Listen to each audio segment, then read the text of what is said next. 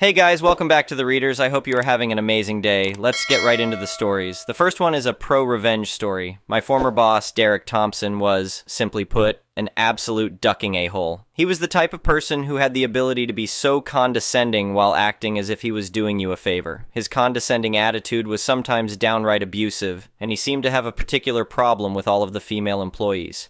He'd constantly hover over their shoulders, making comments like, "Are you sure you understand how to do that?" Or, "Maybe I should explain this again, but slower this time." He loved to scream at people regardless of how small their mistake was, if there even was one. During one memorable incident, he yelled at Sarah from accounting for 5 straight minutes because she used the wrong font in an internal memo. "How hard is it to follow simple formatting guidelines?" he bellowed across the office. He was a slave driver and expected everyone to sacrifice their own personal lives for their job. The thing that sparked this revenge was him telling me to miss my older sister's wedding rehearsal dinner to come into work on a day that I had already booked off 3 months in advance. "But I already approved Jennifer's time off for that day," he sneered. "We can't have 2 people out. The business needs come first." No one liked him. Me and all of my colleagues in the department, around 10 or so, couldn't stand him being here anymore. So we did the protocol.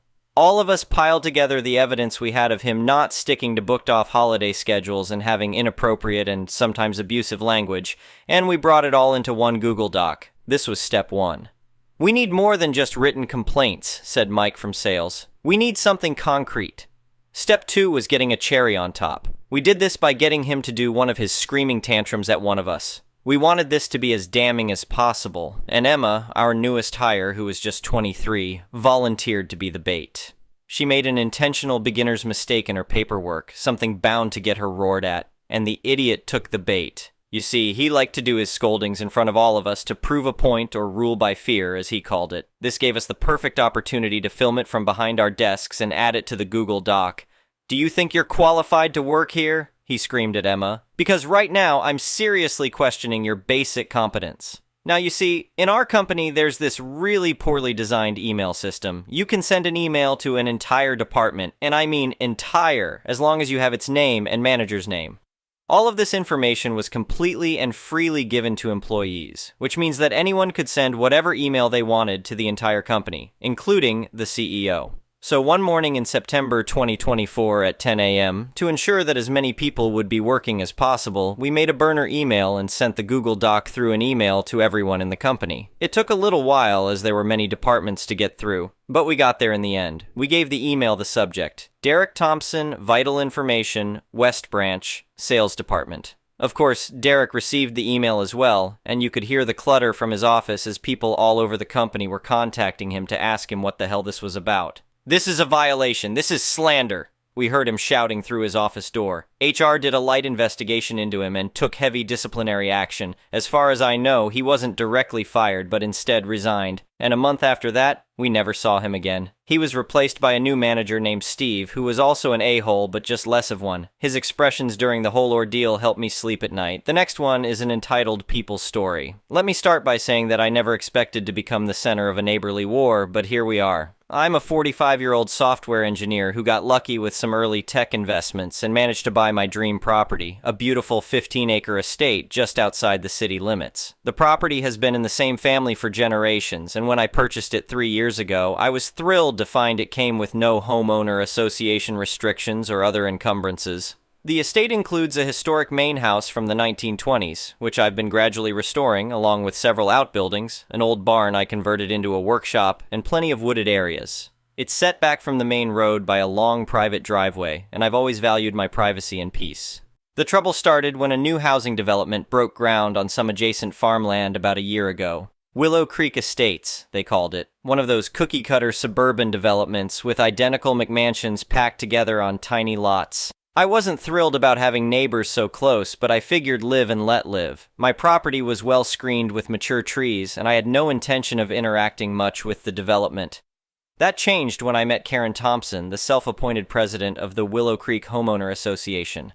She showed up at my front gate one Saturday morning in her white Range Rover, pressing the intercom button repeatedly until I answered. "Hello?" I said through the speaker. "This is Karen Thompson, president of the Willow Creek Homeowners Association. I need to speak with the property owner immediately regarding several violations." I was confused but decided to drive down in my golf cart to meet her at the gate. As I approached, I could see she was dressed like she'd just stepped out of a country club. Tennis whites, pearl necklace, and that signature "I want to speak to the manager" haircut. "I'm the owner," I said as I pulled up. "What seems to be the problem?" Karen pulled out a tablet and started scrolling dramatically. "Well, where do I even begin? Your fence height exceeds our 6-foot maximum by at least 2 feet. That barn workshop of yours is an unauthorized structure. The paint color on your house isn't from our approved palette. And don't even get me started on those solar panels on your roof. Those are strictly prohibited in our community guidelines." I couldn't help but laugh, which only made her face turn redder. "I think there's been a misunderstanding. My property isn't part of Willow Creek Estates or your homeowner association. This is private land that's been here long before your development." Karen's eyes narrowed. "That's impossible. Our development encompasses this entire area. You must not have read the paperwork properly when you purchased. Let me be clear. All properties in this vicinity fall under Willow Creek Homeowner Association jurisdiction." "Actually, that's completely incorrect," I replied, trying to stay patient. "I have the deed and property surveys right in my office. This estate is independently owned and has never been part of any homeowner association. You have no authority here." "We'll see about that," Karen snapped. "Expect to hear from our lawyers. We can't have One Rouge property destroying our community's property values with their eyesores and violations." With that, she got back in her Range Rover and peeled out, spraying gravel from my driveway.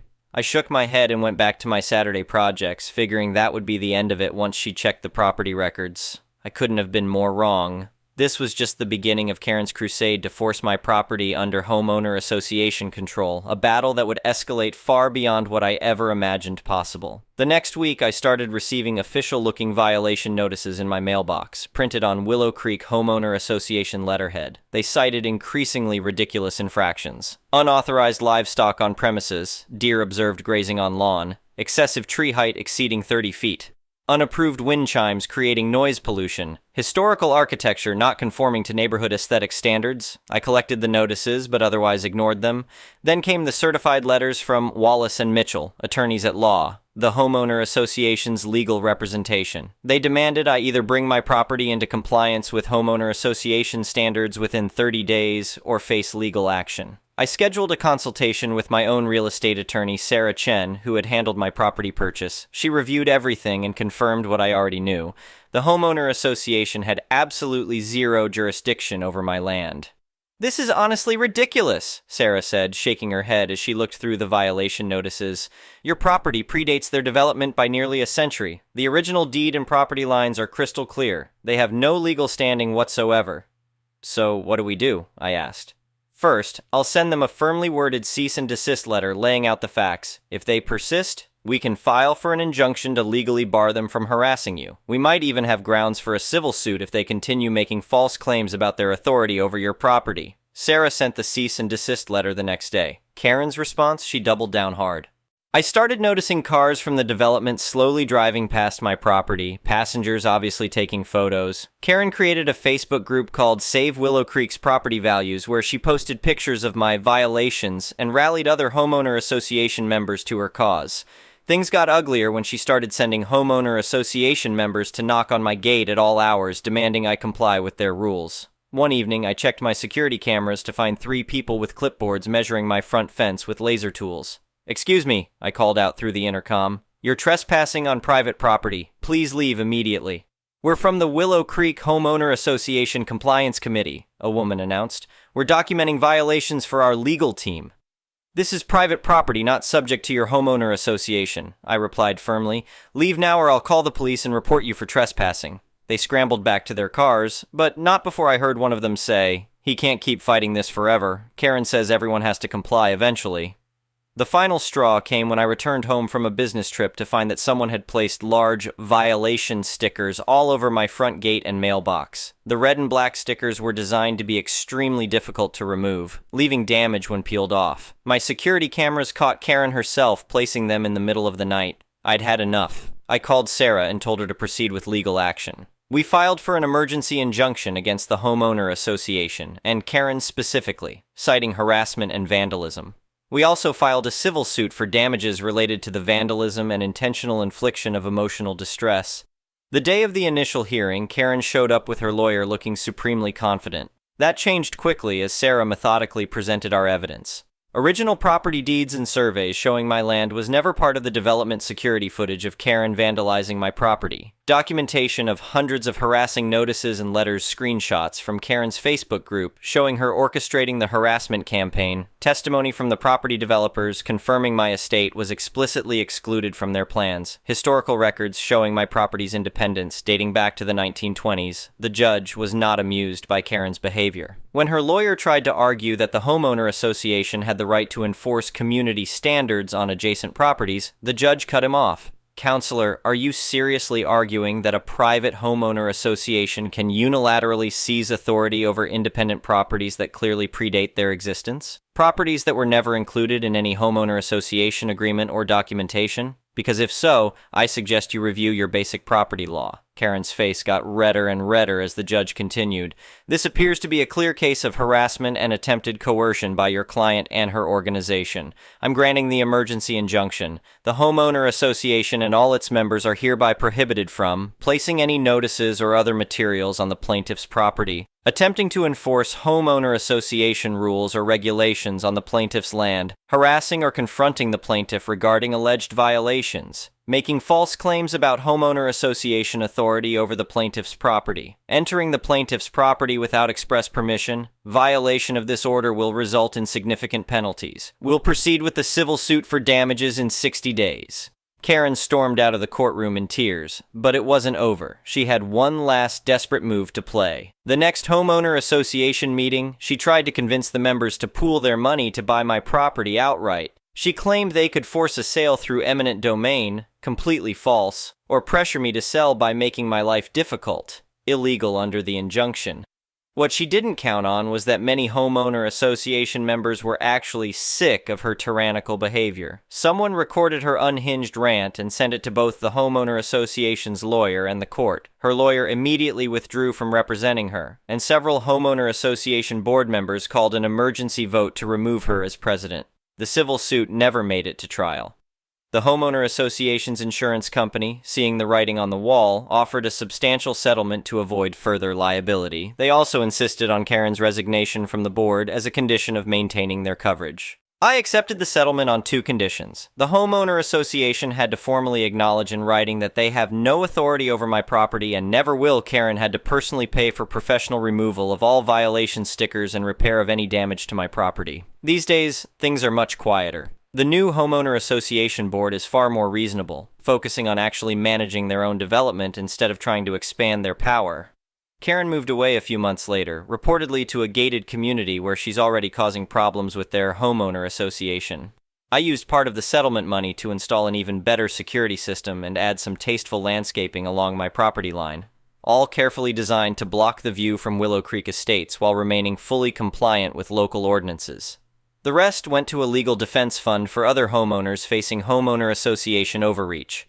The funny thing is, if Karen had just been neighborly instead of trying to force her rules on everyone, we probably could have gotten along fine. I'm actually pretty meticulous about maintaining my property. I just do it on my own terms, not according to some arbitrary homeowner association guidelines. My attorney Sarah summed it up best over celebration drinks after the settlement was finalized. Some people just can't stand the idea that they can't control everything and everyone around them, but at the end of the day, property rights and the law will win out over petty tyranny every time. I'll drink to that. Now, if you'll excuse me, I need to go feed the unauthorized wildlife grazing on my non-homeowner association-approved lawn. The next one is a petty revenge story, so this was a long time ago, a little after I graduated college. I had just gotten my first job and was looking to move out of my parents' place. My aunt's best friend bought a house for her kids that were going to the very university I got employed at, and they needed roommates to help with the mortgage. It was a split house with a basement suite. I thought I'd be moving into the basement with her son and his friends, but upon moving in, I found out I was sharing the upstairs with her daughter.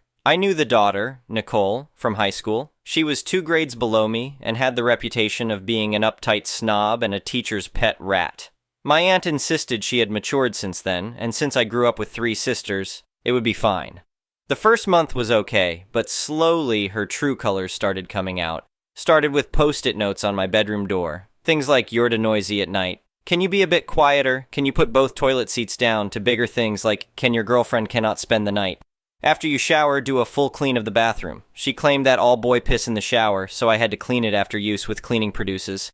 Post-it note on the counter pointing to a single crumb stating I need to clean up all my messes. She'd also throw out any of my food that was in the fridge for more than 3 days, stating that it would spoil her food and ruin her milk. Her milk going sour was always because of my old food. Not because she bought a 4-liter jug and it took her a month to finish it. She complained any time my friends were over that they loud and messy slobs. Mind you, my friends were only over to pick me up or to meet up before going elsewhere. So they are at the most were there for a max of 30 minutes and hung out in my room. Her boyfriend was over all the time with his friends. They would leave half-eaten takeout everywhere. Sometimes they'd be there for days at a time, but after they left, it was always my mess or my friend's mess, and I had to clean everything up. Oh, and her BF always ate my food and drank my beers, but if I used a bit of one of her condiments, I had to replace the whole thing. Anytime I confronted Nicole or called her out on her BS, she ran off to her room and shut the door. Our rooms shared a wall, and she'd wait till I fell asleep, then kick, punch the wall, and scream for 2 to 3 hours like a lunatic. I brought up her behavior to her mom multiple times, but she never believed me. Nicole would constantly whined to her mom, which resulted in calls from my aunt idioting at me about how she did this favor for me and all I needed to be was good roommate. It got to the point I told my aunt to piss off and that her best friend's kid was a nut job. She also didn't believe my side of the story. One night, my GF called me in a panic. Her apartment flooded, and she needed a place to stay. I told her I could sneak her in for the night, and then the next day we'd ask the Banshee if she could stay for a bit. My GF accidentally dropped a glass, which woke Nicole up. Nicole didn't know my GF was there that night and assumed it was me, which resulted in her kicking and screaming session. My GF did not stay at my place after that, but she did tell everyone in the 3 classes she shared with Nicole at the university they went to about how much of a psycho she was. This did not improve my living situation, but made everything worse. Shortly after, I broke my rental agreement, losing $500 and the damage deposited because Nicole had a meltdown and punched holes in the wall of her room, which somehow was my fault. I was told by Nicole and her mother I had to do a full cleaning of my room and the bathroom before I moved out. Here was my petty revenge since according to her, all boys piss in the shower. I did just that, and more. I pissed in her shampoo and conditioner, on her toothbrush, and in her skin lotion. I only told my friends this, and eventually my aunt a year later, after she brought up how I was a crappy roommate to her best friend's daughter, thought my aunt would have said something to her friend, but apparently she kept it to herself. Fast forward to a couple of weeks ago, I'm at a pub enjoying drinks with some friends when Nicole and her husband, boyfriend from our time living together, join our group. Nicole's husband apparently works with one of the people at our table. It's been 20 years, so I don't even bring anything up. But because Nicole and her husband are still crappy people, they go into telling everyone how much of an inconsiderate roommate I was 20 years ago, especially because I was apparently a charity case and how Nicole's mom pitied my living situation and let me live there. Most of my friends at the table have known me and have met my family, so they knew they were full of crap. Here's when I told Nicole what I did to her stuff, even after 20 years. The look of sheer disgust on her face was priceless. They left immediately after that. The next one is a malicious compliance story. I twisted and sprained my ankle Monday morning packing up our camp from Labor Day weekend. Having done this a few times in the past, I didn't want to bother to have it checked out. Who wants to pay $1,000 for urgent care to tell you to rest and ice it? Yay, America. So, I went to work Tuesday. I got morning stuff done and explained the situation to my boss. Told him I'd need to take the day because it was swollen and painful, and I needed to rest and be off of it in order for it to heal. He gets in a tizzy because God forbid anyone needs to miss work for anything at all ever, and snaps at me for not planning to go to the doctor. Wednesday I go into work, still limping and still wearing improper footwear. I can only fit the injured foot into a crock without unbearable pain. The first thing the boss says is, "Don't you think you should get that checked out? I don't understand why you don't want to just pay for it." I explain again that I've had this injury in the past. It's definitely not broken and honestly not even as swollen as it has been when I've done it before. I want to be at work to keep up on things and make everyone's job less difficult. I would just need to take it easy for a couple days, which isn't a problem, considering I can do 90% of the job from my desk and the 10% slack is beyond easy for everyone to pick up, especially when not being there makes them pick up 100% of it. This gets met with more attitude, so I ask if I'll be getting paid sick time for the day I missed yesterday. He says no, not without a doctor's note. You can visibly see the injury clear as day, and I'm trying here, so WTF. I'm fed up by this point, so a little later on I say okay and leave to go to the doctor's for the note he wants so badly, knowing full well what they'll say to treat it and that I'll need to be off of it for 3-5 days. After an x-ray and getting the yup it's sprained, keep doing what you've been doing, I let them know my boss asked for a note for missing a day of work to rest it. Doc asks if I want to be at work to do what I can and stay off of it as best as possible. I said that's what I've been trying to do, so I'm fine with that. I do have sick time if it would be more beneficial to be off of it for a couple days. She comes back with a note that I may return to work on 9/9, which would be Monday. I took a picture and shot it over to Boss Man, just the photo. He replies, "What wrong with ankle?" which I met with no response considering none is needed. He got his note. I just wanted a day of sick time, 8 hours. Now he's paying me 4 days, 32 hours. He can't refuse a second of it. Thank you for watching. I would really appreciate it if you could like the video and subscribe to our channel if you haven't already. We'll see you again tomorrow.